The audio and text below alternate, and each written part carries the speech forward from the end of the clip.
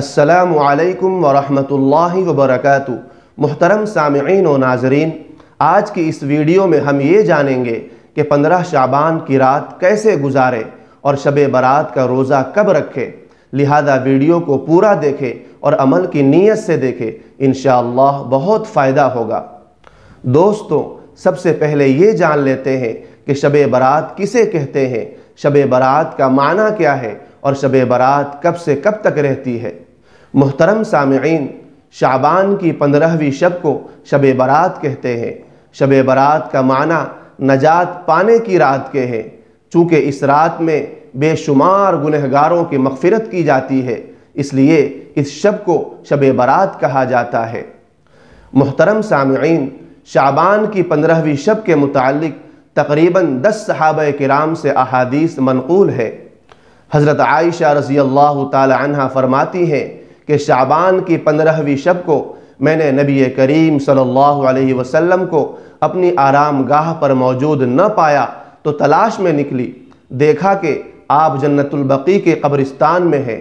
پھر مجھ سے فرمایا کہ آج شعبان کی 15ویں رات ہے، اس رات میں اللہ تعالیٰ آسمان دنیا پر نزول فرماتے ہیں اور قبیلے بنی کلب کی بکریوں کے بالوں کی تعداد سے بھی زیادہ گنہگاروں کی بخشش فرماتے ہیں۔ دوسری حدیث میں ہے کہ اس سال پیدا ہونے والے ہر بچے کا نام شعبان کی 15ویں شب میں لکھ دیا جاتا ہے، اور اس سال مرنے والے ہر آدمی کا نام شعبان کی 15ویں شب میں لکھ لیا جاتا ہے۔ اس رات میں تمہارے اعمال اٹھائے جاتے ہیں اور تمہارا رزق تقسیم کیا جاتا ہے۔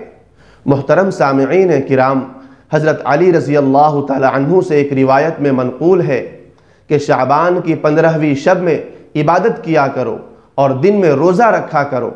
اس رات سورج غروب ہوتے ہی اللہ رب العزت اپنے بندوں کی طرف متوجہ ہوتے ہیں اور اعلان ہوتا ہے کہ کون ہے جو گناہوں کی بخشش کروائے، کون ہے جو رزق میں وسعت طلب کرے، کون مصیبت زدہ ہے جو مصیبت سے چھٹکارا حاصل کرنا چاہتا ہو۔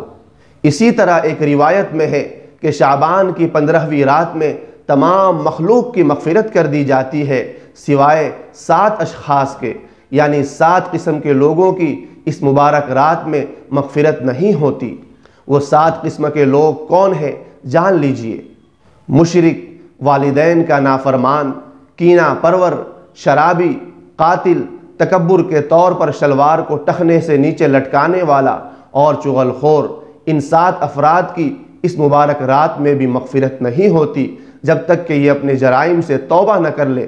لہذا ہم سب کو تمام گناہوں سے، خاص کر ان مذکورہ کبیرہ گناہوں سے بچنا چاہیے۔ ان احادیث کریمہ اور صحابہ کرام اور بزرگان دین کے عمل سے ثابت ہوتا ہے کہ اس رات میں 3 کام کرنے کے ہیں۔ 15ویں شعبان کی رات میں پہلا کام یہ کرنے کا ہے کہ قبرستان جا کر مردوں کے لیے ایصال ثواب اور مغفرت کی دعا کی جائے۔ لیکن یاد رہے کہ نبی کریم صلی اللہ علیہ وسلم سے ساری حیات مبارکہ میں صرف 1 مرتبہ شب برات میں جنت البقیع جانا ثابت ہے۔ اس لیے اگر کوئی شخص زندگی میں 1 مرتبہ بھی اتباع سنت کی نیت سے چلا جائے تو اجر و ثواب کا باعث ہے، لیکن پھول پتیاں، چادر چڑھاوے اور چراغاں کی اہتمام کرنا اور ہر سال جانے کو لازم سمجھنا، اس کو شب برات کے ارکان میں داخل کرنا، یہ ٹھیک نہیں ہے۔ جو چیز نبی کریم صلی اللہ علیہ وسلم سے جس درجے میں ثابت ہے اس کو اسی درجے میں رکھنا چاہیے، اس کا نام اتباع اور دین ہے۔ سامعین کرام، شب برات میں دوسرا کام یہ کرنے کا ہے کہ اس رات میں نوافل، تلاوت، ذکر و اذکار کا اہتمام کرنا۔ اس بارے میں یہ واضح رہے کہ نفل ایک ایسی عبادت ہے جس میں تنہائی مطلوب ہے، یہ خلوت کی عبادت ہے، اس کے ذریعے انسان اللہ کا قرب حاصل کرتا ہے۔ لہذا نوافل وغیرہ تنہائی میں اپنے گھر میں ادا کرے، اس موقع کو غنیمت جانے۔ نوافل کی جماعت اور مخصوص طریقہ اپنانا درست نہیں ہے۔ یہ فضیلت والی راتیں شور و شغب، میلے، اجتماعات منعقد کرنے کی راتیں نہیں ہیں، بلکہ گوشے تنہائی میں بیٹھ کر اللہ تعالیٰ سے تعلق استوار کرنے کے قیمتی لمحات ہے، ان کو ضائع ہونے سے بچائے۔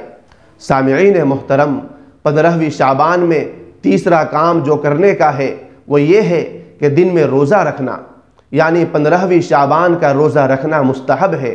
ایک تو اس بارے میں حضرت علی رضی اللہ تعالی عنہ کی روایت ہے، اور دوسرا یہ کہ نبی کریم صلی اللہ علیہ وسلم ہر ماہ ایام بیض یعنی 13، 14، 15 تاریخ کے روزوں کا اہتمام فرماتے تھے، لہذا اس نیت سے روزہ رکھا جائے تو موجب اجر و ثواب ہوگا۔ باقی اس رات میں پٹاخے بجانا، آتش بازی کرنا اور حلوے کی رسم کا اہتمام کرنا، یہ سب خرافات اور اسراف میں شامل ہے۔ شیطان ان فضولیات میں انسان کو مشغول کر کے اللہ کی مغفرت اور عبادت سے محروم کر دینا چاہتا ہے، اور یہی شیطان کا اصل مقصد ہے۔ بہرحال اس رات کی فضیلت بے اصل نہیں ہے، اور سلف صالحین نے اس رات کی فضیلت سے فائدہ اٹھایا ہے، لہذا اس رات کو اپنے لیے غنیمت جانتے ہوئے اللہ تعالیٰ کی رحمت اور بخشش کے حقدار بنے اور لایانی اور خرافات سے احتراز کرے۔